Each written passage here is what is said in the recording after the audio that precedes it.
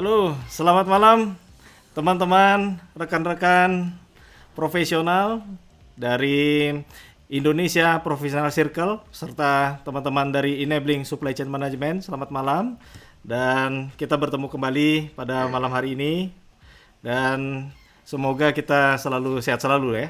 Dan saya Efrata malam ini menjadi host untuk membahas satu hal yang menarik karena setiap minggunya kita akan belajar suatu hal yang baru ya, baik dari teman-teman supply chain ataupun teman profesional yang lain perlu upgrade untuk skill.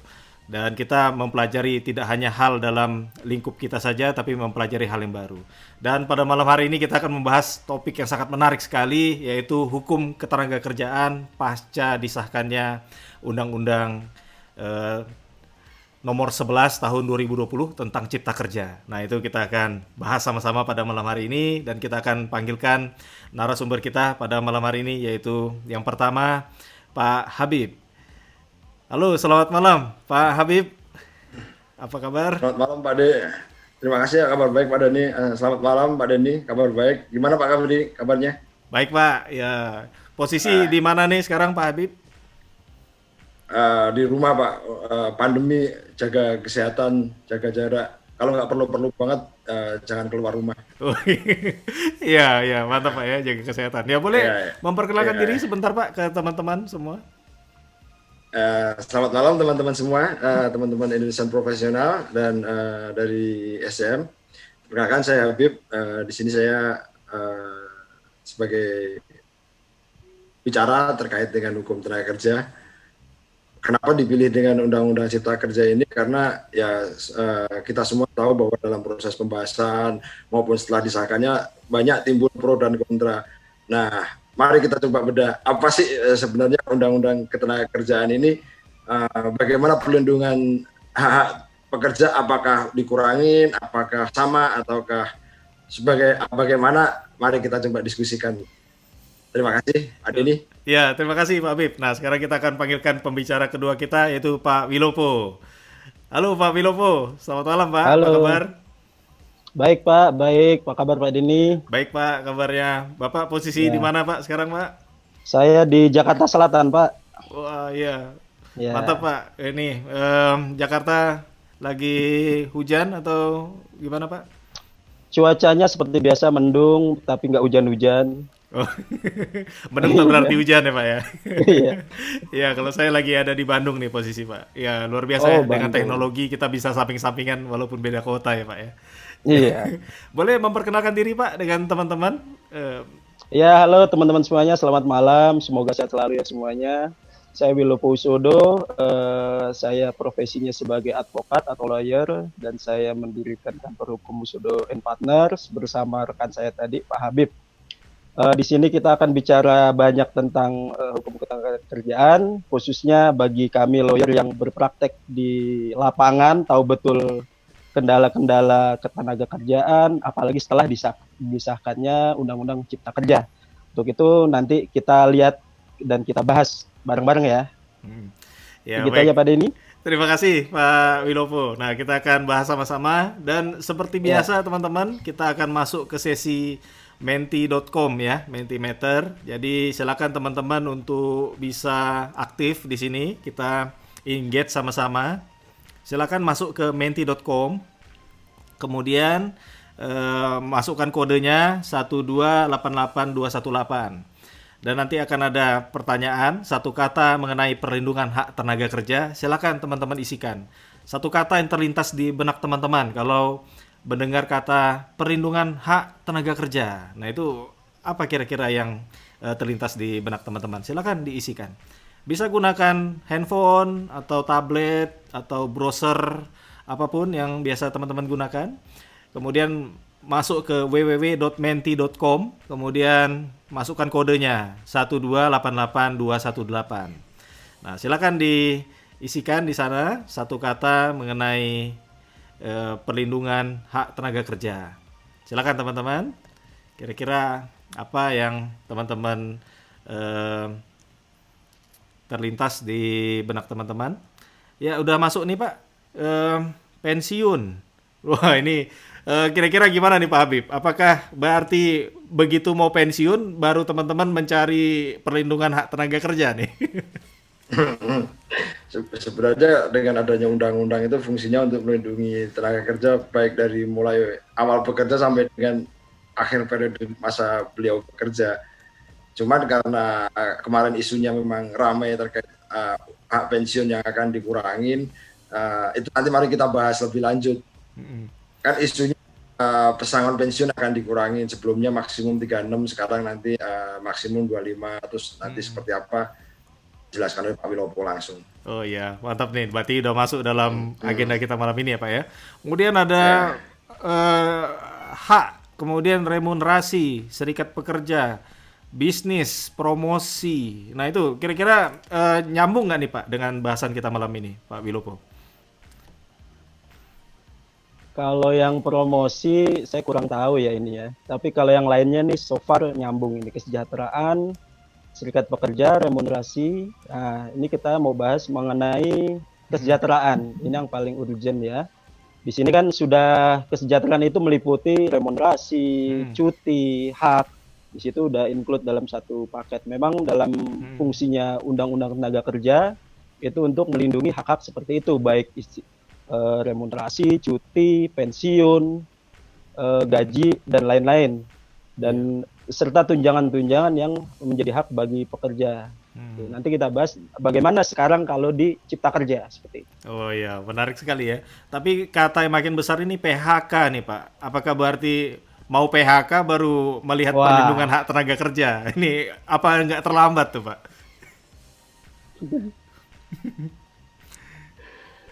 Ya, Oke, Pak Habib apa saya ini? Kita pernah ada pengalaman ya Pak Wilopo ya. Gara-gara ada 2 karyawan dari perusahaan di PHK, kemudian perusahaan itu mendirikan serikat pekerja. gitu Jadi ya? Karawang. Oh iya iya iya. Makanya Iya, serikat apa? pekerja nyambung juga Pak ya dengan perlindungan hak tenaga Iya, kerja. waktu itu Iya. jadi waktu itu kita pernah nanganin satu klien perusahaan di Jepang, investor di sini. Jadi dia karyawannya itu mengambil sake pesta-pesta dari perusahaan gitu. Nah setelah itu dia mengiranya minuman itu bebas, ternyata tidak. Terus karyawan tersebut dipecat. Besoknya perusahaan mendirikan serikat pekerja, dan isunya bukan cuma gara-gara dipecat itu, isunya jadi melebar ke karyawan kontrak dan karyawan outsourcing. Oh gitu ya. Jadi repot lah. Cuman ya memang kalau saran saya sih perusahaan sebagai karyawan juga harus punya serikat pekerja sebagai penyeimbang. Iya Mungkin betul. Pak Wilopo mau nambahin. Mana Pak Wilopo? Ada Ya, tambahan? dengan isu ini kan muncul kata PHK nih. Ini kata PHK ini memang yang paling ini juga ya, poin inti dari masalah ketenaga kerjaan ya. PHK banyak perusahaan-perusahaan yang kecil lah katakanlah, yang tidak mempedulikan mengenai prosedur PHK. Prosedur PHK itu kan panjang ya, ada bipartit, mediasi sampai ke pengadilan. Itu prosesnya harus dilalui menurut undang-undang. Banyak perusahaan-perusahaan yang sepihak aja, terus pesangon pun tidak dibayarkan. Makanya menyambung tadi Pak Habib, itulah peran serikat pekerja untuk mengawal hak-hak pekerja yang di PHK secara sepihak oleh perusahaan. Seperti itu kira-kira. Iya, dan yang menarik nih ada pabrik Pak, mulai besar juga. Apakah perlindungan hak tenaga kerja ini hanya untuk pabrik saja Pak? Bagaimana dengan industri yang lain? Ya, mungkin Pak Habib bisa komentar Pak mengenai pabrik. Pada dasarnya undang-undang tenaga kerja ini bukan cuma buat karyawan pabrik, buat karyawan semua yang karyawan bank, karyawan industri apapun, selama dia digaji, ya makanya ketentuan undang-undang tenaga kerja itu berlaku buat karyawan tersebut. Iya iya. Nah ini ada yang Oke, mulai saya besar juga. menambahkan ya. Oh iya ya silakan Pak. Silakan Pak Wilopo. Yang pabrik ini dalam Ciptaker nanti itu ada ketentuan khusus mengenai UMKM. Jadi perusahaan-perusahaan skala mikro dan kecil itu mendapat keringanan lah katakanlah, tidak wajib untuk UMP misalnya seperti itu. Oke, itu aja dari saya. Oh iya. Ya jadi ini ya agak ada ini juga maksudnya ya pabrik memang memang terdampak juga dengan perlindungan hak tenaga kerja tapi industri lain tentu saja juga termasuk Pak ya. Ya. Nah yang Ya, menarik ini COVID-19 Iya. nih Pak. Nah ini apakah karena COVID-19 sehingga orang mulai melihat lagi perlindungan hak tenaga kerja atau bagaimana nih? Ada tren atau bagaimana nih Pak Habib? ya selama COVID-19 ini kita tahu sendiri justru pemerintah ini banyak mengeluarkan kebijakan-kebijakan yang pro Hmm. tenaga. Cuman ada juga yang perusahaan ya karena kondisi perusahaannya mungkin nggak ada penghasilannya nggak sesuai seperti tahun-tahun sebelumnya, banyak karyawan yang di layoff, terus istilahnya no work no pay, kayak gitu itu kan dampak dari adanya COVID ini memang semua industri merasakan dampaknya lah. Ya ya ya. Memang ini sih, makanya ada teman-teman mungkin yang terpikirkan langsung COVID-19 ya dengan perlindungan hak tenaga kerja. Ya, karena memang di undang-undang Iya, itu ada istilah no work no pay ya Pak Wilopo ya. Oh iya iya iya. iya. No work no pay ya. Iya Pak. Nah ini mungkin yang terakhir nih Pak Wilopo, ada yang mengatakan cuti. Ya itu dan juga pesangon. Nah ini pesangon yang paling besar nih pada malam hari ini. Mungkin apakah nanti akan dibahas nih mengenai Oh pesangon nih iya. Pak Wilopo? Oh, tentunya pesangon ini nanti akan ada pembahasan khusus perbedaan pesangon dalam Undang-Undang Tenaga Kerja dan pesangon dalam Ciptaker. Seperti itu nanti akan kita bahas lebih dalamnya di diskusi nanti. Iya, wah luar biasa nih. Dan terima kasih kepada teman-teman semua yang sudah hadir pada malam hari ini serta yang sudah ikut serta ya dalam sesi menti.com. Dan saya rasa kita bisa masuk ke presentasi ya, Pak Habib, Pak Wilopo, bagaimana? Baik Pak Denny. Oke, Ya, kalau gitu boleh. kita akan mulai Baik, Pak. masuk ke presentasi dan teman-teman silakan kalau nanti ada pertanyaan langsung saja diketik di chat yang ada di samping video ini ya di YouTube. Nanti kita akan masuk ke sesi tanya jawab setelah presentasi dari Pak Habib serta dari Pak Wilopo. Baik kalau begitu tanpa menunggu waktu lama lagi kita akan dengarkan sama-sama hukum ketenaga kerjaan pasca disahkannya Undang-Undang Cipta Kerja oleh Husodo and Partners Law Firm. Dan kita akan dengarkan langsung dari Pak Habib serta dari Pak Wilopo. Untuk waktu dan tempatnya silakan Pak Habib. Terima kasih Pak Denny. Terima kasih. Selamat malam sekali lagi. Di sini saya akan membahas yang kemarin ramai diperbincangkan. Pertama terkait dengan karyawan kontrak. Karyawan kontrak ini biasa disebut di undang-undang adalah perjanjian kerja waktu tertentu.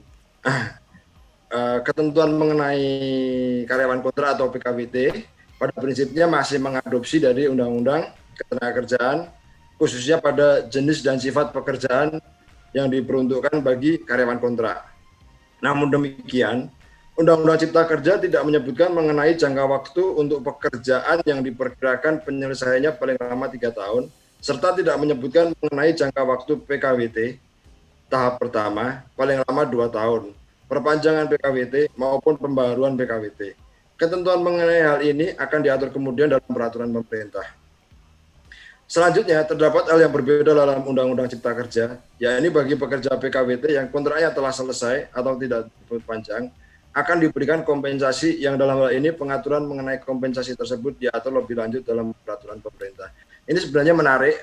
Kenapa menarik? Karena kita tahu bahwa di Undang-Undang 13 ketentuan PKWT itu diatur bahwa kontrak maksimal pertama kontrak 2 tahun, terus selanjutnya perpanjangan kontrak 1 tahun, kemudian ada jeda 30 hari, kemudian pembaruan kontrak 2 tahun lagi.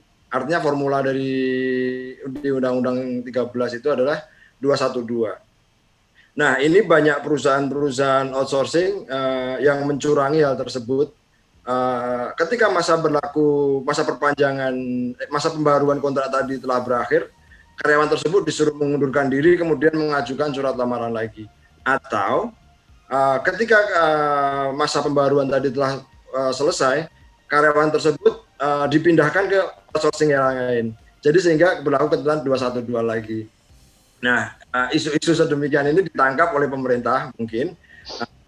Oh ya udah, jadi nggak perlu lagi diatur 212. Jadi untuk di Undang-Undang Cipta Kerja ini karyawan kontrak memang jangka waktunya nggak diatur, nanti diatur berdasarkan peraturan pemerintah. Nah, seperti apa peraturan pemerintahnya itu ya kita harapkan peraturan yang pro terhadap pekerja. Cuman sejauh ini sih kalau ada isu karyawan kontrak akan seumur hidup, ya itu memang jadi kendala dari karyawan kontrak itu sendiri. Karena kita tahu yang karyawan outsourcing itu sebenarnya sampai sekarang juga masih banyak yang ketika 5 tahun berakhir mereka cuma dipindah ke perusahaan outsourcing yang lain. 5 tahun berakhir mereka dipindah ke outsourcing yang lain. Demikian seterusnya. Dan PK di Undang-Undang Cipta Kerja ini tidak ada lagi seperti itu. Itu mungkin memudahkan bagi perusahaan outsourcing untuk tidak memindahkan karyawan outsourcing mereka. Kemudian setelah di perjanjian kerja waktu tertentu kita bahas mengenai ketentuan pekerjaan alih daya. Perbedaan mendasar, saya bacakan dulu di slide saya. Ada perbedaan cukup signifikan dalam konsep outsourcing yang diatur dalam Undang-Undang Cipta Kerja, yakni mengenai jenis pekerjaan bagi pekerja outsourcing, di mana sebelumnya ditegaskan dalam Undang-Undang Ketenagakerjaan bahwa jenis pekerjaan outsourcing tidak boleh diperuntukkan bagi jenis pekerjaan utama dalam suatu perusahaan, melainkan diperuntukkan bagi jenis pekerjaan penunjang.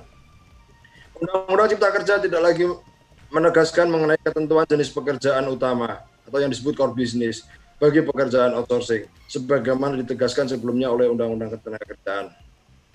Namun selain itu, Undang-Undang Cipta Kerja memberikan perlindungan bagi pekerja outsourcing, yakni adanya pengalihan perlindungan hak bagi pekerja atau buruh apabila terjadi pergantian perusahaan alih daya dan sepanjang objek pekerjaannya tetap ada, di mana pada dasarnya ketentuan ini mengadopsi dari putusan Mahkamah Konstitusi nomor 27/9/PUU/2011. Yang menarik di sini sebagaimana di materi slide tadi bahwa di sebelum Undang-Undang 13 ini itu di sebelum Undang-Undang Cipta Kerja ini untuk karyawan outsourcing itu hanya diperbolehkan untuk non-core business. Apa sih non-core business? Artinya karyawan outsourcing tidak boleh dalam satu rangkaian produksi. Misalkan kayak kalau di bank, CS itu dulu sempat outsourcing. Kemudian dengan beberapa kali ini CS tidak boleh lagi outsourcing. Karena CS dianggap sebagai rangkaian produksi. Apabila tidak ada CS, maka seluruh rangkaian pekerjaan itu tidak dapat dilakukan. Makanya di Undang-Undang 13 setelah berlakunya itu kebanyakan yang melakukan outsourcing adalah satpam, office boy, driver. Karena apabila tidak ada orang-orang tersebut, pekerjaan tetap bisa berjalan sebagaimana mestinya. Namun dengan adanya Undang-Undang Cipta Kerja ini, sekarang tidak lagi dibedakan antara core business dan non-core business. Tentu ini akan lebih menguntungkan bagi perusahaan outsourcing dan ya kita sebagai saudara-saudara sekalian tenaga ahli profesional menjadi tantangan lah bahwa semuanya ini sekarang bisa di-outsourcing-kan, bukan cuma non-core business, cuman yang core business aja mungkin pekerjaan kita semua yang di kantor bisa digantikan oleh karyawan outsourcing. Berikutnya terkait TKA mungkin akan disampaikan oleh Pak Wilopo. Oke, terima kasih Pak Habib. Saya menyambung dari Pak Habib. Kali ini akan saya bahas mengenai poin dalam klaster tenaga kerjaan dalam UU Ciptaker mengenai penggunaan tenaga kerja asing. Mungkin saya bacakan sebentar ya, baru nanti akan kami jelaskan. Pengaturan mengenai penggunaan TKA dalam UU Ciptaker cenderung lebih fleksibel daripada Undang-Undang Ketenagakerjaan nomor 13 tahun 2003 ya. Dalam hal ini terdapat beberapa perbedaan yang dianggap cukup penting ya. Nih satu, penggunaan IMTA tidak diatur dalam UU Ciptaker sebagai satu kewajiban, melainkan hanya mewajibkan adanya RPTKA bagi perusahaan yang menggunakan TKA. Larangan jabatan tertentu tidak lagi dinyatakan secara tegas dalam UU Ciptaker kecuali jabatan personalia bagi TKA. Pengecualian untuk RPTKA dalam UU Ciptaker lebih longgar daripada Undang-Undang Ketenagakerjaan, dan yang perlu menjadi perhatian adalah UU Ciptaker memberi perhatian khusus bagi perusahaan startup bidang digital untuk menggunakan TKA. Jadi di sini memang kalau kita baca pasal dalam Undang-Undang Ciptaker khusus mengenai tenaga kerja asing, dia tidak serigid dengan Undang-Undang Nomor 13 Tahun 2003. Karena dalam Undang-Undang 13 Tahun 2003 atau Undang-Undang Tenaga Kerjaan itu mengatur mengenai larangan jabatan yang kemudian diatur secara detail dalam peraturan menteri. Sudah beberapa kali tercantum dalam peraturan menteri, misalnya tahun 2015, tahun 2019, itu rincian-rincian nama-nama jabatan yang tidak boleh dijabat oleh tenaga kerja asing. Namun dalam Ciptaker ini tidak lagi menyatakan secara tegas mengenai istilah larangan jabatan, hanya membunyikan bahwa larangan jabatan itu tidak boleh untuk jabatan personalia. Terus kemudian mengenai IMTA, yang dulunya dalam Undang-Undang Tenaga Kerja dicantumkan secara tegas bahwa IMTA itu izin menggunakan tenaga kerja asing, itu wajib bagi perusahaan yang menggunakan tenaga kerja asing. Sekarang istilah itu tidak ada lagi dalam Ciptaker, namun diganti yang menjadi wajib adalah RPTKA atau Rencana Penggunaan Tenaga Kerja Asing. Dan menariknya adalah di sini dengan seiring berkembangnya dunia usaha, tenaga kerja perusahaan startup di bidang digital yang hendak menggunakan tenaga kerja asing itu dia tidak diwajibkan untuk mengurus RPTK. Jadi silakan langsung mendatangkan saja, mungkin menggunakan visa kerja atau visa kunjungan atau apa, itu tidak menjadi hambatan. Oke, berikutnya adalah mengenai pemutusan hubungan kerja. Di sini isu yang cukup sensitif juga, namun sebenarnya di sini juga terdapat beberapa perubahan dalam isu PHK. Ketentuan mengenai PHK diatur secara singkat dalam satu pasal, dirangkum, di mana besaran pesangon bagi pekerja yang mengalami PHK akan diatur secara terpisah melalui peraturan pemerintah. Substansi dari jenis PHK yang tertera dalam UU Ciptaker pada prinsipnya masih tetap sama dengan yang diatur dalam Undang-Undang Ketenagakerjaan. Namun ada sedikit perbedaan yang cukup signifikan, yakni sebagai berikut. 1. Perusahaan melakukan efisiensi. Ini PHK karena perusahaan melakukan efisiensi diikuti dengan penutupan perusahaan atau tidak diikuti dengan penutupan perusahaan yang disebabkan perusahaan mengalami kerugian. Yang kedua, perusahaan dalam keadaan PKPU atau penundaan kewajiban pembayaran utang. Kedua ketentuan tersebut berbeda atau sebenarnya sesuatu yang baru yang diatur dalam Undang-Undang Ciptaker ya, dan tidak ada dalam Undang-Undang Ketenagakerjaan, yakni mengenai PHK karena efisiensi, yang menegaskan kalau PHK atas efisiensi dilakukan bukan karena adanya kerugian, sedangkan dalam UU Ciptaker disebutkan karena mengalami kerugian. Selanjutnya PHK karena alasan perusahaan dalam PKPU itu tidak diatur dalam Undang-Undang Ketenagakerjaan, melainkan hanya sebatas dalam keadaan pilot. Jadi yang poin yang secara singkat bahwa dahulu terdiri di dalam Undang-Undang Tenaga Kerja terdiri dari dua jenis untuk kategori perusahaan bangkrut, kalau bahasa umumnya seperti itu ya. Yang pertama, dia betul-betul merugi selama 2 tahun berturut-turut. Itu boleh melakukan PHK terhadap perusahaan, terhadap karyawan. Tapi dalam ketentuan yang lain dalam Undang-Undang Tenaga Kerja itu efisiensi, tapi perusahaan tidak bangkrut. Banyak prakteknya biasanya dalam satu perusahaan terdapat beberapa divisi, misalnya divisi produksi atau divisi marketing. Salah satu divisi ini kemudian ditutup. Nah, itu disebut efisiensi, tapi perusahaan tidak dalam keadaan merugi. Kedua hal tersebut juga tentunya memiliki efek yang berbeda dalam hal pesangon. Itu sebagaimana diatur dalam Undang-Undang Tenaga Kerja. Namun ketika diatur dalam UU Undang-Undang Ciptaker, hal tersebut sudah tidak ada lagi ya. Jadinya apapun alasannya harus karena merugi. Entah itu efisiensi, entah itu perusahaan tutup, harus ada dasar kerugian yang dialami oleh perusahaan. Itu menurut UU Ciptaker seperti itu. Yang kedua mengenai adanya PKPU. PKPU ini dalam hukum kepailitan kita mengenal dua hal, yaitu pengajuan penundaan kewajiban pembayaran utang atau yang kedua permohonan pilot. Ketika perusahaan terlilit hutang, biasanya dimohonkan PKPU atau pilot oleh salah satu kreditur. Dalam kondisi ini banyak juga terjadi PHK, entah dalam kondisi PKPU maupun dalam kondisi pilot. Namun sayangnya di Undang-Undang Ciptaker tidak lagi diatur mengenai pesangon untuk jenis-jenis PHK tersebut. Nah, untuk lebih detail lagi kita melangkah ke materi berikutnya mengenai pesangon. Ini sangat nyambung ya antara PHK dan pesangon. Di sini kita bahas mengenai ketentuan besaran pesangon. Pertama, perbedaannya antara Undang-Undang Tenaga Kerja lalu Undang-Undang Ciptaker. Sebagaimana diuraikan sebelumnya, Undang-Undang Ciptaker tidak menyantumkan besaran pesangon untuk tiap jenis-jenis PHK sebagaimana diatur sebelumnya oleh Undang-Undang Ketenagakerjaan.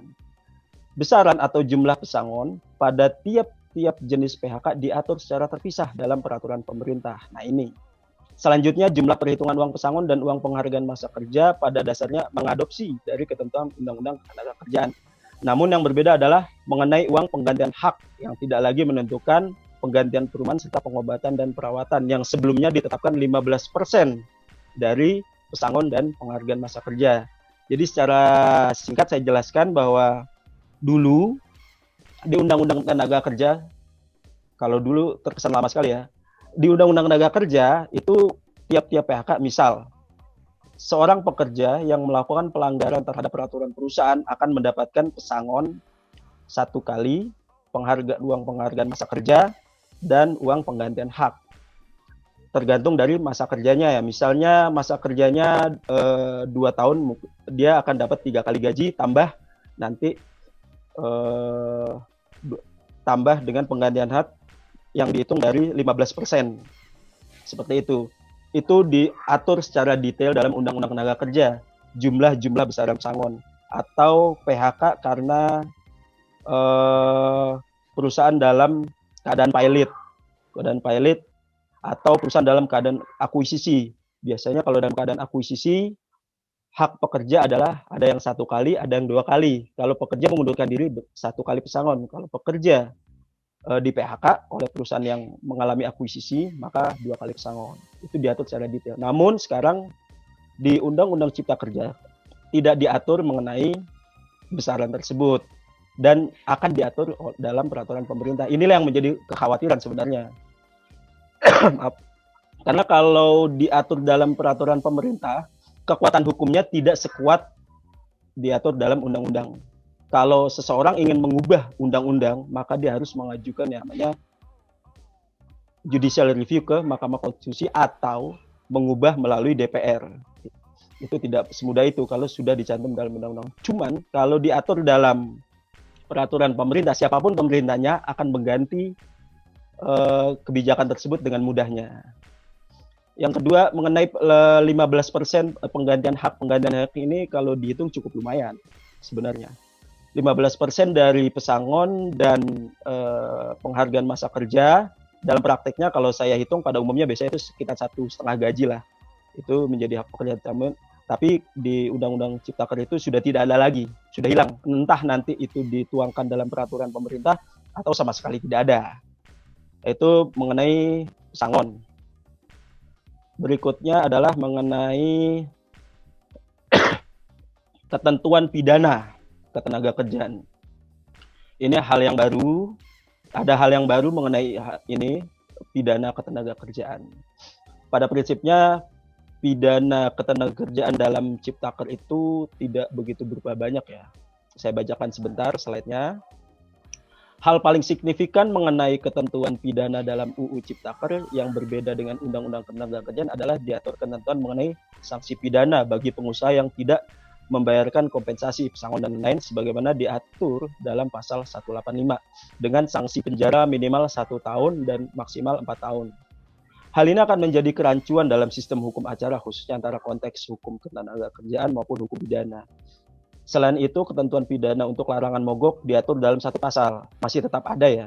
Berbeda dengan Undang-Undang Ketenagakerjaan yang mengatur pidana atas larangan mogok itu tersebar dalam 2 pasal, pasal 185 dan 186. Yang pada dasarnya masih memiliki substansi yang sama, bahwa mogok merupakan hak pekerja yang tidak boleh dilarang. Selain itu, sanksi pidana masih sama. Di sini saya akan ulas mengenai pidana jika perusahaan tidak membayarkan pesangon.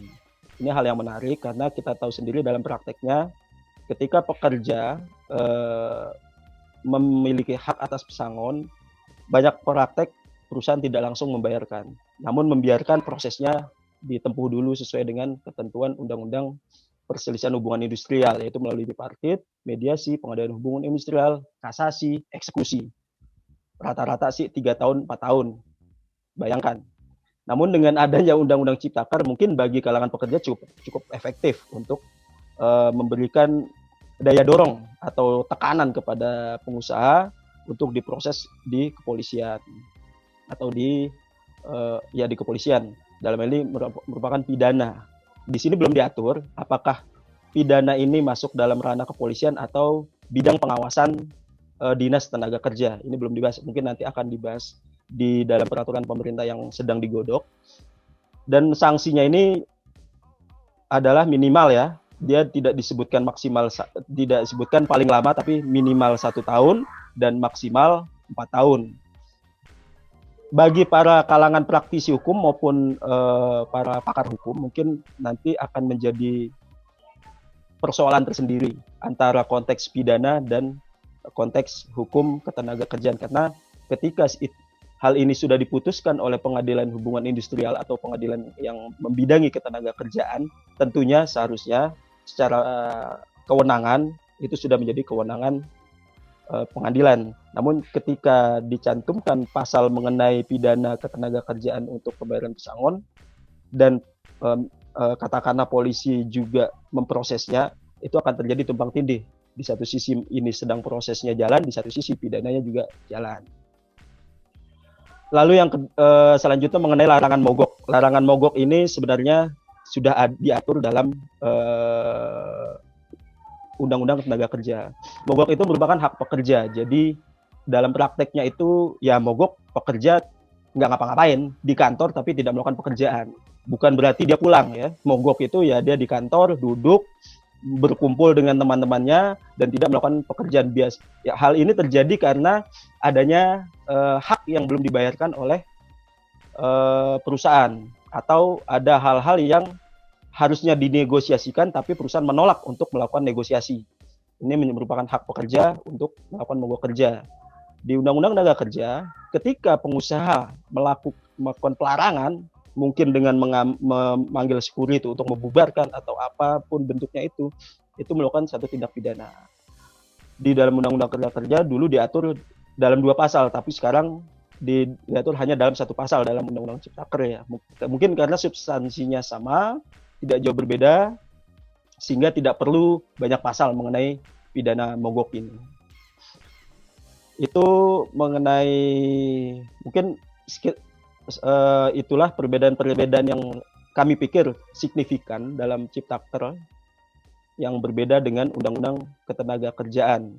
Mulai tadi dari Pak Habib sudah membahas mengenai PKWT, outsourcing, kemudian ada TKA, kemudian ada pesangon dan PHK, yang pada dasarnya ini yang paling signifikan. Sebenarnya masih banyak juga hal-hal yang lain yang berbeda, namun secara substansi tidak terlalu signifikan, hanya bersifat teknis mengenai perbedaannya dan beberapa perubahan redaksi.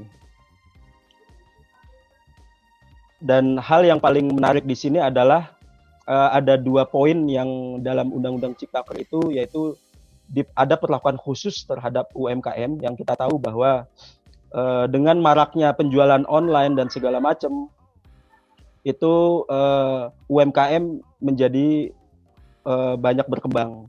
Terus yang kedua, perusahaan startup di bidang digital ini mendapatkan perhatian khusus dari pemerintah untuk hal ini. UMKM contohnya, dia tidak wajib untuk menerapkan UMP, karena kita tahu sendiri UMKM dengan modal dan keuntungannya juga tidak ini, maka tidak diwajibkan. Oke, pada intinya kesimpulan dari materi kali ini adalah banyak perbedaan pada dasarnya, namun yang kita bahas hanya yang signifikan ya. Dan yang perbedaan-perbedaan lainnya seperti pengaturan lembaga pelatihan dan lain-lain, TKA juga ada beberapa hal yang lain yang berbeda, namun kami tidak ulas di sini karena tidak cukup signifikan. Terus kedua, hal yang paling mendasar adalah diaturnya mengenai besaran pesangon untuk tiap pihak tidak diatur ya. Diaturnya ini hanya di PHK dalam peraturan pemerintah, besaran pesangon. Dengan kata lain, hal ini akan mudah berubah. Misalnya hari ini pesangon karena PHK, karena pelanggaran peraturan perusahaan dapat 1 kali, bisa jadi dalam peraturan pemerintah saat ini satu kali, namun pemerintah berganti berubah menjadi tidak satu kali lagi. Oke, itu aja. Untuk detailnya di website kami husodolawfirm.com itu sudah menyiapkan tabel yang bisa di-download, tabel mengenai perbedaan redaksi antara Undang-Undang Tenaga Kerjaan dengan Undang-Undang Cipta Kerja. Pasal demi pasal sudah kita siapkan di sana. Namun mengenai komentarnya tidak terlalu banyak di situ. Kami hanya fokus pada perbedaan redaksi pasal demi pasal. Demikian saya kira pembahasan ini semoga bermanfaat mengenai pembahasan mengenai Undang-Undang Tenaga Kerja dan Cipta Kerja dan khususnya mengenai masa depan hukum tenaga kerja nantinya pasca disahkannya Undang-Undang Cipta Kerja. Demikian, terima kasih. Selanjutnya kami kembalikan ke Pak Denny. Ya, terima kasih Pak Wilopo, Pak Habib atas presentasinya. Nah, kita akan masuk ke tahapan question and answer ya. Jadi kita akan tanya jawab. Teman-teman kalau ada pertanyaan silahkan diketikkan di chat di samping. Nah itu kita nanti akan bahas bersama dengan narasumber kita pada malam hari ini yaitu Pak Habib dan Pak Wilopo. Nah kita akan sapa dulu nih teman-teman yang sudah hadir Pak Habib dan Pak Wilopo ya. Dari Pak Yunas, selamat malam. Terima kasih sudah hadir Pak.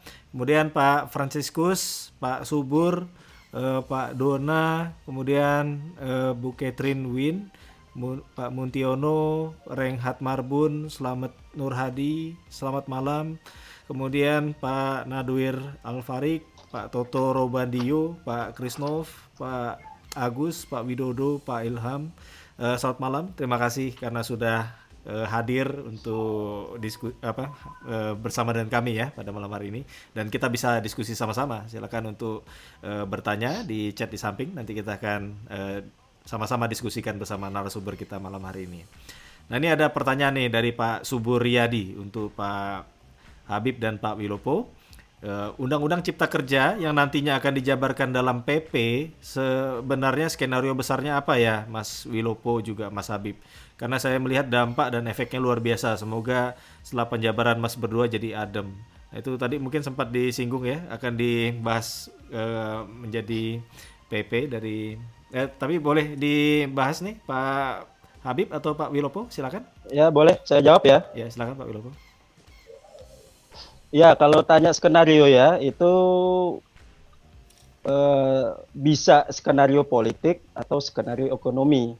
Namun saya kurang lebih bisa mengutip pernyataan dari Menteri Tenaga Kerja Ida Fauziah bahwa khususnya mengenai pesangon. Jadi di sini lebih dikedepankan mengenai aspek ekonomi. Karena kita tahu bersama contoh mengenai UMP. UMP itu ditentukan nantinya berdasarkan basis data yang dikeluarkan oleh BPS. Sehingga ukurannya jelas kalau BPS itu akan memperlihat inflasi ekonomi itu seperti apa, nanti tentunya akan mempengaruhi hitungan UMP. Terus yang kedua mengenai pesangon. Ini pernyataan Menteri sendiri yang saya cukup kaget sebenarnya. Mengenai pesangon, kenapa tidak lagi dicantumkan dalam undang-undang, namun nanti akan diatur dalam peraturan pemerintah? Karena beliau berpendapat karena kedepannya bahwa perubahan ekonomi itu tidak ada yang tahu, sehingga kalau dicantumkan dalam peraturan pemerintah akan gampang untuk dirubahnya. Kurang lebih seperti itu, gampang dirubah. Misalnya kondisi inflasi kita pada saat itu sangat buruk, maka tidak mungkin dipaksakan untuk memberikan pesangon, misalnya 3 kali pesangon yang jumlahnya itu sangat fantastis mungkin ketika pada saat itu nantinya. Yang jelas ketika dituangkan, ada hal-hal yang dituangkan dalam peraturan pemerintah ini tentunya akan mudah dirubah. Itu aja sih target sebenarnya. Mungkin Pak Habib kalau ada yang mau ditambahkan.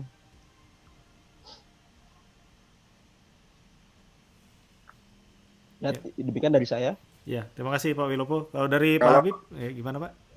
Dari yang saya dengar sih sebenarnya kalau mau melihat mana manfaat sama mudaratnya, kalau dari saya malah sebenarnya banyak manfaatnya Pak.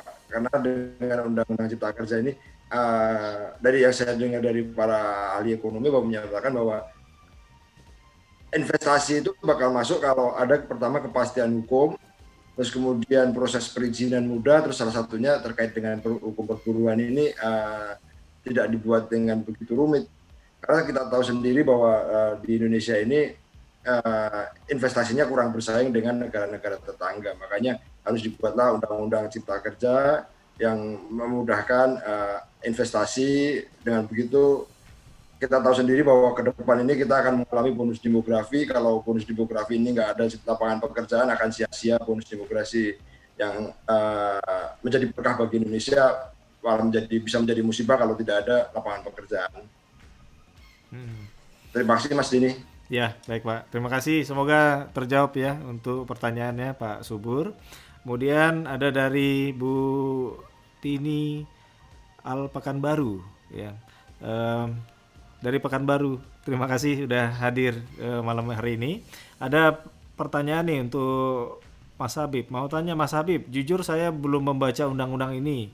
Masih tidak percaya jika undang-undang tidak berpihak pada rakyat. Apakah sedemikian tidak berpihakkah undang-undang ini pada pekerja yang notabene adalah kaum lemah? Tadi sempat dibahas juga ya oleh Pak Habib dan Pak Wiropo sebenarnya. Tapi boleh dijawab nih Pak, ditanggapi untuk dari Bu Tini. Silakan Pak Habib atau Pak Wilopo. Ya, mungkin saya dulu nanti ditambahin oleh Pak Wilopo. Silakan Terima Pak kasih Bu. Iya.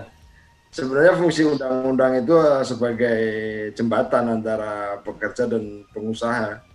Jadi itu nggak berat satu ke pengusaha aja, tapi juga tidak berat ke pekerja saja. Makanya dibuat undang-undang. Waktu proses pembuatannya pun kita tahu juga bahwa itu melibatkan banyak dari konfederasi serikat pekerja, hampir semua partai terlibat. Mungkin pas terakhir saja banyak yang menyangka seolah-olah tidak terlibat di pembuatannya. Cuman kalau saya tahu, baca beritanya bahwa hampir seluruhnya itu terlibat di proses pembuatan undang-undang itu. Terima kasih Pak Denny. Pak Wilopo bisa menambahkan. Ya, silakan Pak Wilopo. Ya, saya nambahkan untuk Bu Tini di Pekanbaru tadi, tidak berpihak. Ya memang seperti yang dibilang Pak Habib, ada beberapa hal yang memang kita harus pikirkan dengan bijak ya. Artinya harus seimbang.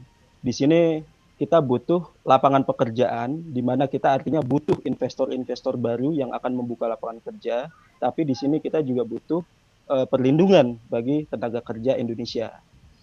Kalau secara khusus mengenai Ciptaker, seperti yang saya sudah jelaskan sebelumnya, memang untuk perubahan-perubahan yang signifikan yang bersifat merugikan kami sudah cek dengan secara seksama khusus pas ketenaga kerjaan ini.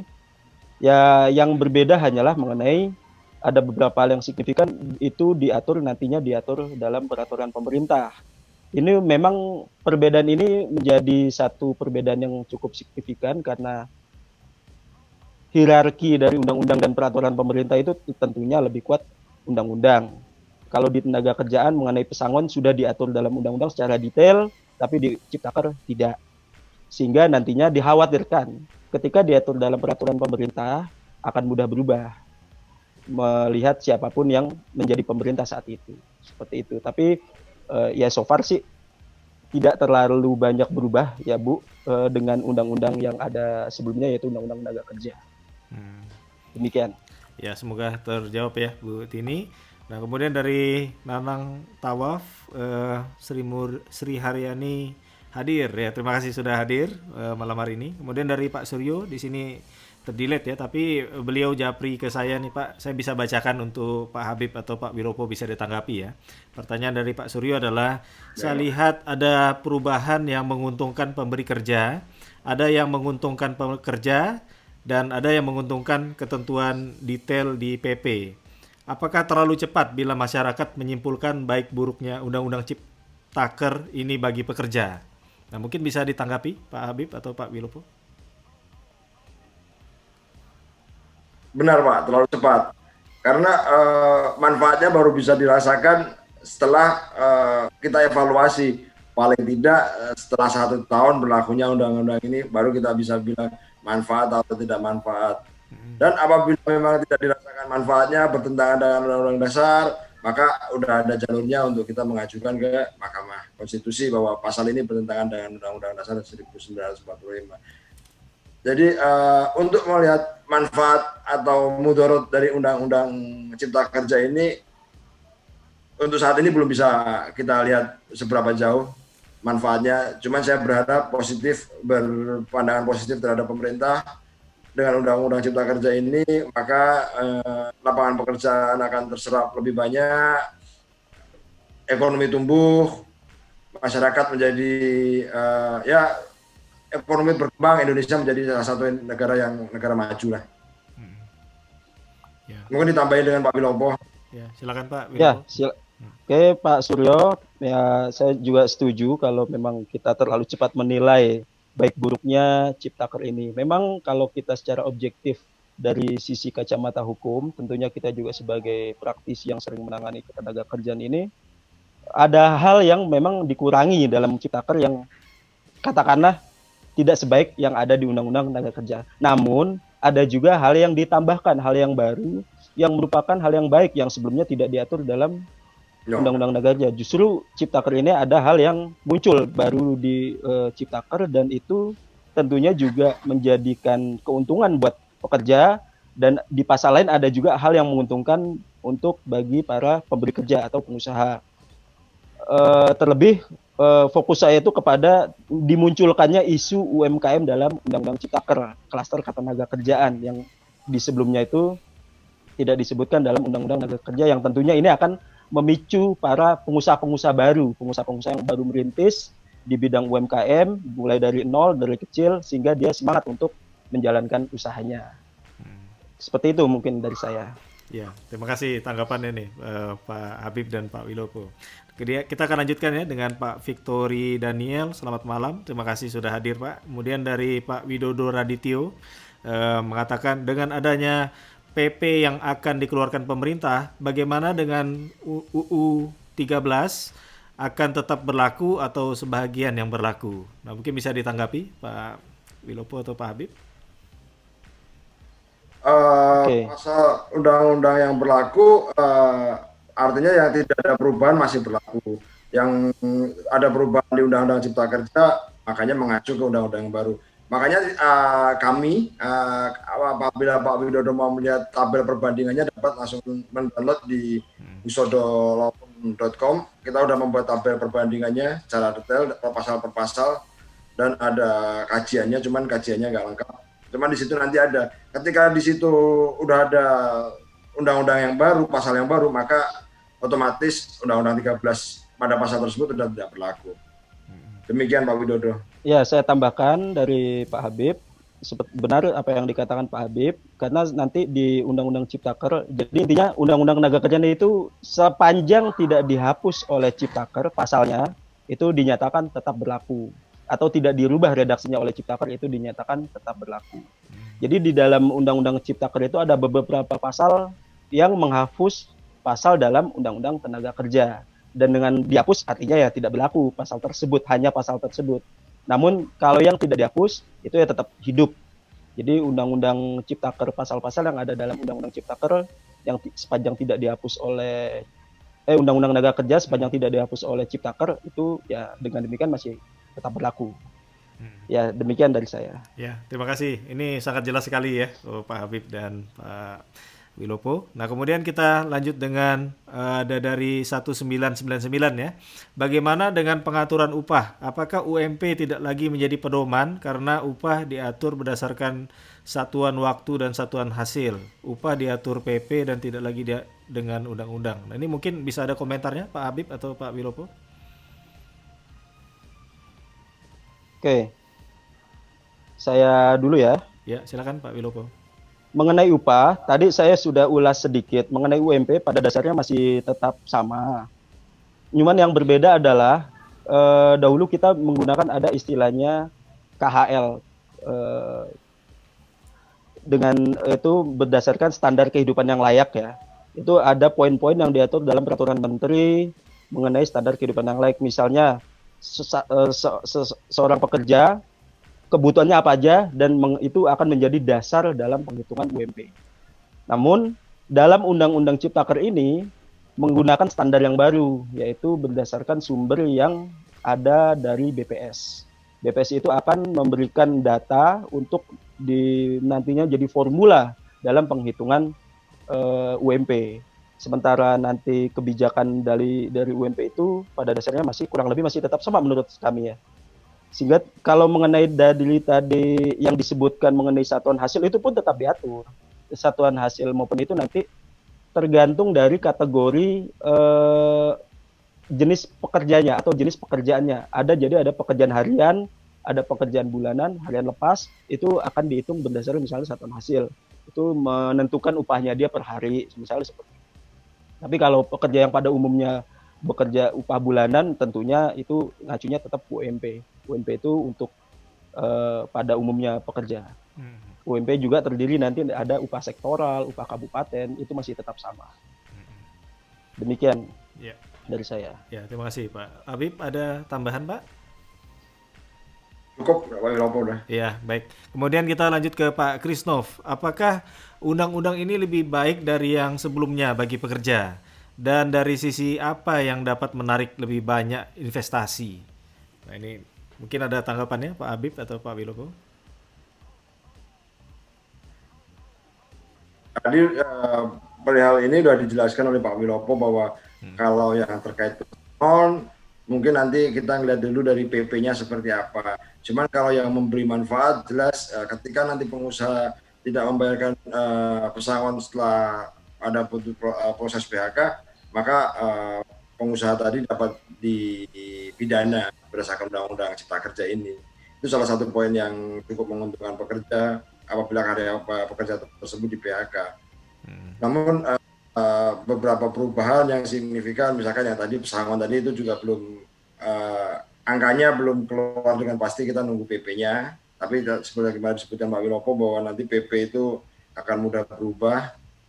Yaitu mungkin ada tambahan lagi yang agak berubah Pak Wilopo terkait mangkir. Dulu pasal tentang mangkir ada, sekarang nggak ada. Artinya apabila karyawan tidak masuk dipanggil perusahaan udah bisa di PHK, bukan begitu Pak Wilopo terkait mangkir? Iya. Itu yang agak merugikan. Kan sebelumnya 5 hari berturut-turut, kalau nggak masuk baru dikategorikan mangkir. Di Undang-Undang Cipta Kerja ini udah nggak ada lagi ketentuan mengenai mangkir 5 hari kerja. Itu yang mungkin menurut saya akan merugikan karyawan.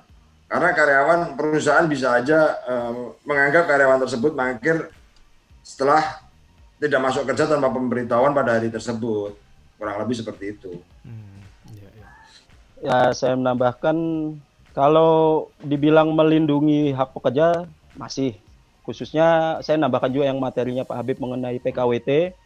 Satu hal yang baru dan cukup menguntungkan buat para pekerja kontrak adalah ketika kontraknya habis, dia berhak mendapatkan kompensasi. Kalau dahulu kontrak habis ya sudah, say goodbye, hati-hati di jalan gitu. Tapi kalau sekarang kontrak habis, ini ada uang saku buat apa gitu. Itu nanti itu pun kompensasinya itu akan diatur dalam peraturan pemerintah. Jadi PKWT ini agak diangkat sedikit derajatnya oleh Undang-Undang Ciptaker. Namun ada sisi lain yang saya juga agak kecewa, yaitu mengenai tidak dicantumkan secara tegas mengenai jangka waktu tertentu. Dulu secara tegas dicantumkan bahwa maksimal 3 tahun itu dikategorikan pekerjaan untuk jangka waktu tertentu. Dan hal lainnya mengenai perlindungan itu masih tetap sama pada dasarnya, kecuali yang tadi udah kita bahas berkali-kali mengenai pesangon. Itu hal yang baru yang nantinya diatur dalam peraturan pemerintah. Ya kami sih berharap dan agak cukup yakin kalau ini akan mengadopsi dengan Undang-Undang Tenaga Kerja mengenai besaran pesangon. Mungkin seperti itu dari saya. Ya, semoga terjawab ya untuk Pak Krisnov. Kemudian dari Pak Agus Adrias, mohon penjelasannya Pak Habib dan Pak Wilopo mengenai keterkaitan Undang-Undang Cipta Kerja dengan model kerjasama turnkey project dengan investor asing yang masuk ke Indonesia, dalam kurung project design dan resource SDM yang mengatur investor itu sendiri, pemerintah tidak boleh ikut campur. Nah, mungkin bisa tanggapannya untuk ini Pak Habib atau Pak Wilopo. Kembali ke slide yang TKA tadi, Mas. Artinya penggunaan TKA itu tetap harus mengacu ke undang-undang terkait dengan Cipta Kerja ini. Kecuali bahwa TKA tersebut untuk perusahaan rintisan di bidang teknologi. Kecuali ada peraturan khusus yang mengaturnya. Misal di bank itu penggunaan tenaga kerja asing diatur secara detail. dan bagaimana transfer knowledge-nya. Nah, terkait dengan industrinya dari, mohon maaf tadi Bapak siapa Mas? Pak Agus. Agus, Pak. Industrinya Bapak Agus, saya perlu kaji dulu apakah itu ada peraturan secara khusus yang mengaturnya, bahwa dari peraturan menteri bahwa industri ini pemerintah tidak boleh turut campur. Karena kalau tidak ada peraturan khusus yang mengatur, maka mengacunya ke Undang-Undang Cipta Kerja ini. Kecuali di bank itu lebih peraturannya tentang tenaga kerja asing lebih ribet Mas. Harus ngapain, izinnya apa aja, seperti itu. Mungkin ditambahkan Pak Wilopo. Ya.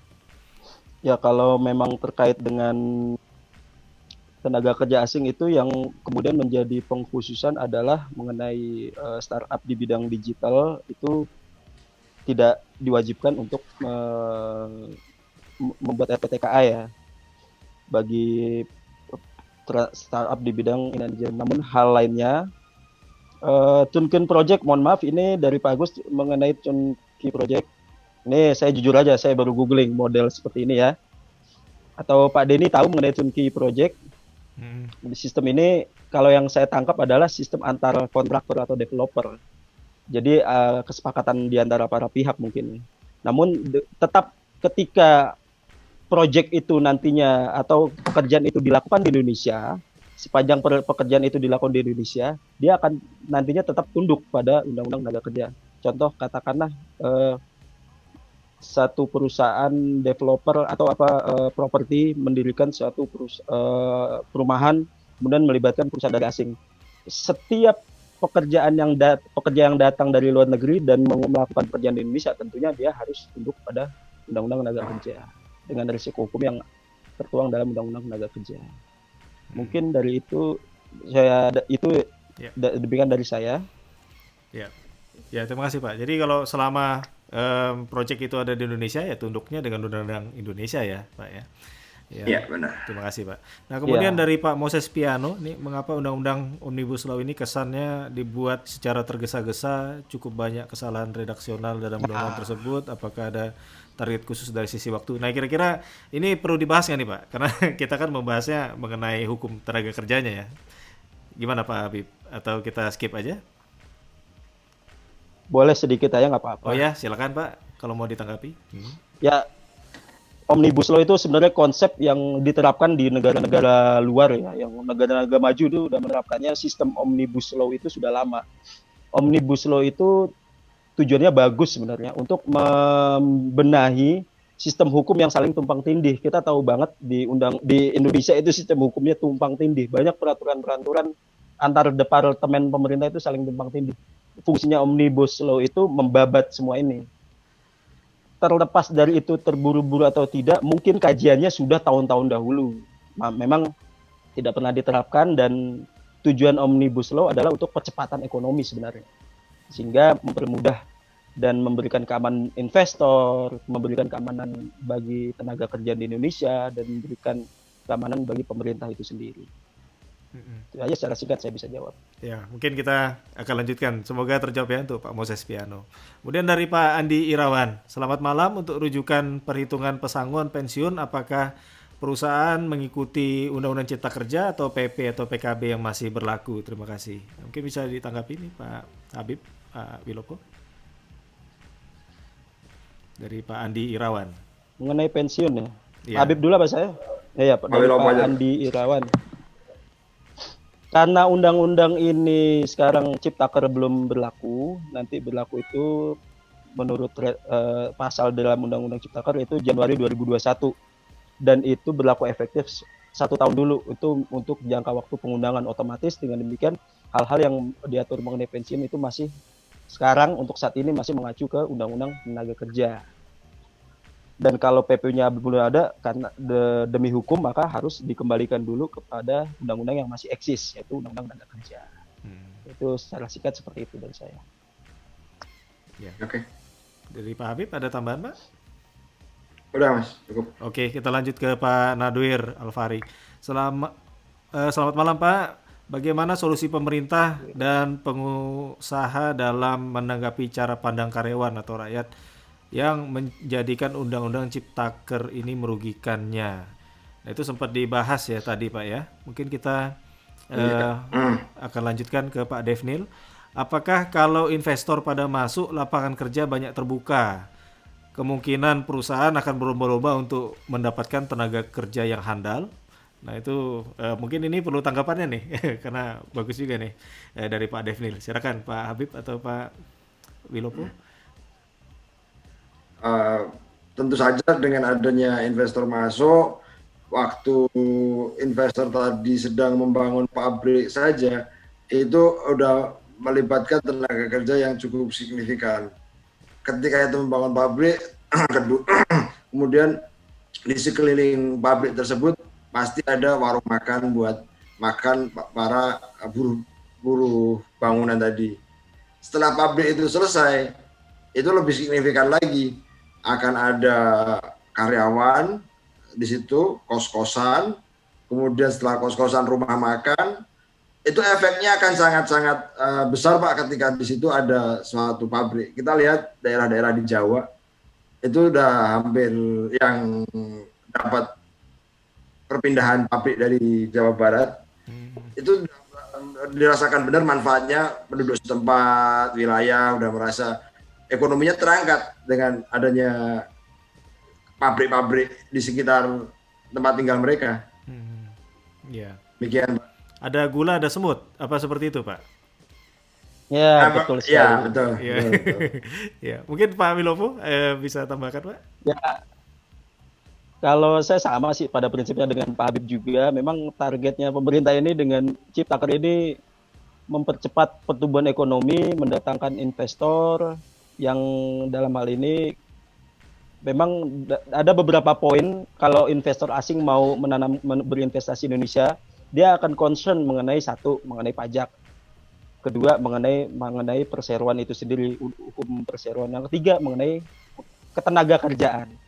Mungkin di sini pemerintah mencoba untuk memberesi hal ini agar menarik investor, kemudian dibuka lapangan kerja baru di Indonesia banyak, dan kita juga banyak menyesali banyak perusahaan-perusahaan canggih di Indonesia itu yang hengkang ya dari Indonesia. Kita tahu dulu kasus Sony, akhirnya hengkang dari Indonesia karena faktor ketenaga kerjaan ini. Mungkin ini yang ya kita pertanyakan bersama. Itu tambahan dari saya kira-kira. Iya, terima kasih nih tanggapannya, Pak. Kemudian ada 2 pertanyaan lagi, mungkin setelah itu kita cukupkan ya. Dari Bu Tini, tanya lagi ya Pak, apakah setiap Tanya lagi. dari Bu Tini dari Pekanbaru ya, apakah setiap perusahaan harus tunduk pada undang-undang ini jika selama ini perusahaan telah menjalankan usahanya sesuai Undang-Undang Nomor 13?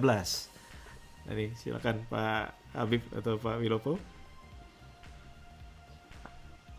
Ya Bu, halo dengan Bu, ayo Bu Tini nanya lagi. Tadi Bu Tini nanya mengenai itu ya Bu. Tadi saya catat. Oh, ketidakpercayaan dengan ya Bu Tini dari Pekanbaru. Tentunya Bu, kalau undang-undang itu sudah berlaku efektif, jangka waktu pengundangannya selama 1 tahun, mau tidak suka atau tidak suka, dia harus tunduk dan menyesuaikan diri dengan undang-undang yang baru Ciptaker. Dan penyesuaian itu juga nggak dilakukan secara mendadak. Tentunya ada beberapa dispensasi, kelonggaran-kelonggaran yang masih diberikan tenggat waktu untuk menerapkan hal ini. Itu kedepannya semua harus disesuaikan dengan Ciptaker. Demikian. Iya. Bagaimana Pak Habib? Ada tambahan Pak? Cukup Pak. Ya baik. Kalau gitu pertanyaan terakhir dari Pak Abi Prasetya. Bagaimanakah hasil perubahan ini bila dibandingkan hukum ketenagakerjaan negara berkembang lainnya seperti Vietnam yang saingan Indonesia untuk mendapatkan investor? Nah, ini mungkin bisa ditanggapi Pak Habib atau Pak Wilopo?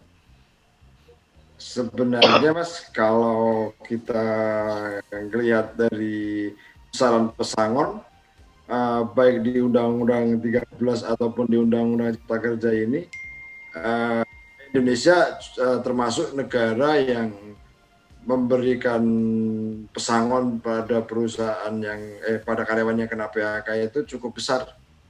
Makanya itu jadi salah satu concern dari investor kalau mau investasi di Indonesia. Istilah kasarnya gua bangkrut aja harus bayar pesangon. Nah, tapi dengan adanya undang-undang ini dan apabila PP-nya nanti disahkan, itu tetap jumlah pesangon kita kan yang jadi concern paling pesangon aja di Undang-Undang Cipta Kerja. Karena kalau dengan kompetitor Vietnam kan selain pesangon tentu upah minimum ya. Kalau upah minimum di Vietnam saya kurang tahu, cuman besaran pesangon kemarin saya udah sempat lihat Indonesia itu termasuk salah satu yang tertinggi terkait dengan upah pesangon di Asia Tenggara. Terima kasih. Mungkin Pak Wilopo bisa nambahkan. Ya, saya juga sepakat dengan Pak Habib. Memang Vietnam banyak investor lebih tertarik untuk investasi ke Vietnam, Thailand karena dari segi profesionalisme dalam artian kita paling simpel adalah penggunaan bahasa asing ya, penggunaan bahasa Inggris lebih banyak yang capable dari pekerja dari Vietnam. Terus kemudian jumlah pesangon seperti yang disampaikan oleh Pak Habib tidak sebanyak yang ada di Indonesia, sehingga ini menjadi persaingan yang cukup kuat ya antara Vietnam dan Indonesia untuk upaya merayu investor dengan isu-isu ketenaga kerjaan. Itu aja tambahan dari saya. Wah ya, terima kasih nih. Wah, menarik juga ya diskusi dari teman-teman semua yang sudah aktif di sini, dan kita cukupkan untuk tanya jawabnya. Terima kasih juga Pak Habib dan Pak Wilopo.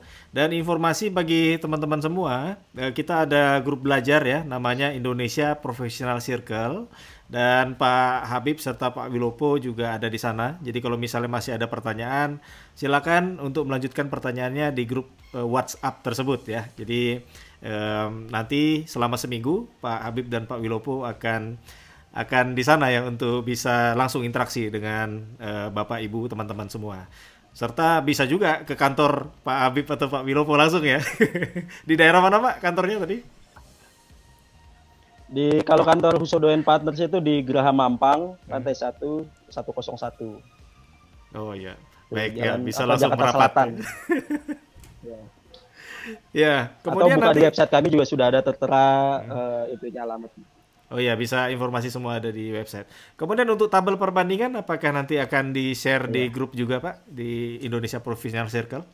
Tabel perbandingan undang-undang yang lama dan yang baru. Ya, nanti Boleh, nanti akan di-share. boleh. Ya baik, wah terima kasih banyak nih. Jadi teman-teman kita belajar sama-sama ya, sehingga kita sudah bahas banyak pada malam hari ini hukum ketenagakerjaan pasca disahkannya Undang-Undang Cipta Kerja. Nah kita akan dengarkan closing statement serta key takeaways ya dari topik pada malam hari ini. Jadi dipersilakan untuk Pak Habib dan Pak Wilopo untuk menyampaikan closing statementnya.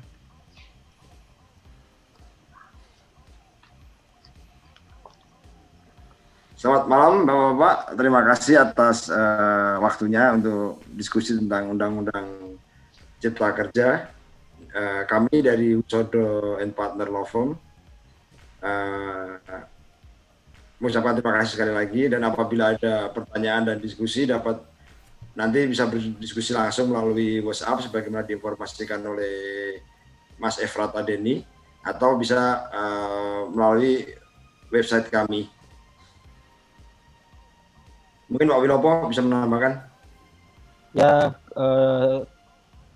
pada dasarnya apa yang kita pelajari di sini, apa yang kita bahas bersama-sama, tentunya kita harus siap menghadapi dunia ketenagakerjaan setelah disahkannya Undang-Undang Cipta Kerja. Dan kita tidak perlu khawatir secara berlebihan, kita cukup hadapi. Ketika terjadi permasalahan mengenai ketenagakerjaan, tentunya banyak saluran-saluran hukum yang bisa ditempuh untuk menyelesaikan permasalahan ketenagakerjaan. Telah diatur secara hukum melalui Undang-Undang Perselisihan Hubungan Industrial, dan tidak perlu khawatiran secara berlebihan, dan kita tetap kawal hingga dikeluarkannya peraturan pemerintah.